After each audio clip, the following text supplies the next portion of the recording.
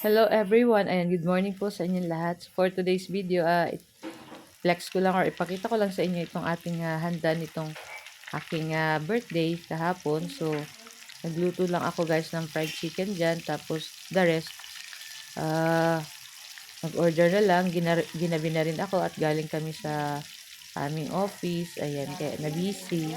Kaya late na ako nakapagluto nitong ating fried chicken. Tapos, ayun, buti na lang naka-order pa kami ng pagkain na pagsasaluhan namin para sa aking birthday ng aking mga anak.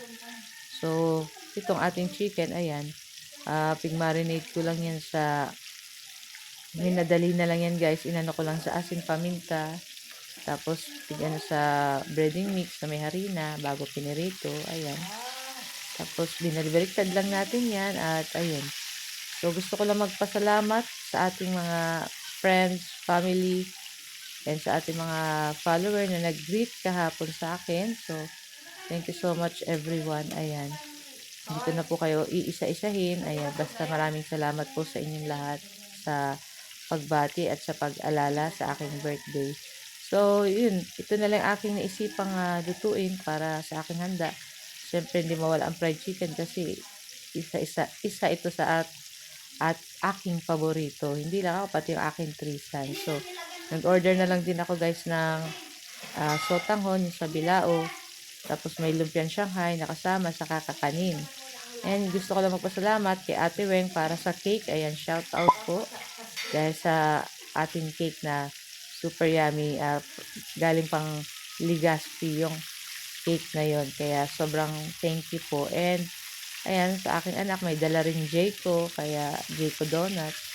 Kaya thank you talaga sa lahat.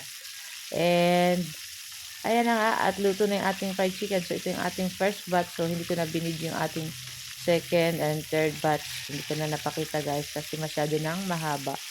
So, ayan na nga, at luto na rin to guys. Pwede na rin natin tong hanguin. At baka matutong pa. Ayan, pag ganyan guys, golden brown na. Ayan, lutuin lang natin yan sa katamtamang apoy. Huwag naman sobrang lakas para baka akala mo luto na yung labas pero hilaw pa yung loob. So, yun, lagay na natin yan. Transfer na natin sa plato. Ayan, ako napakasarap ng chicken. Kahit sa asin at paminta lang. Basta may breading mix. Ayan, para crispy. And ayun, juicy yung ating chicken. So, after natin ma-prito yung ating manok, ni-ready na rin natin yung ating iba pang pagkain na pagsasaluhan. So, ayan na nga yung ating Jayco. So, dalawa yung box na in-order ng anak ko. Thank you so much sa aking anak, sa aking kuya and bunso, and sa aking pinakabunso kay Gian. May pag-gift na flower. Ayan, salamat sa inyo. So, yan na nga yung cake na galing kay Ate Weng na sobrang cute.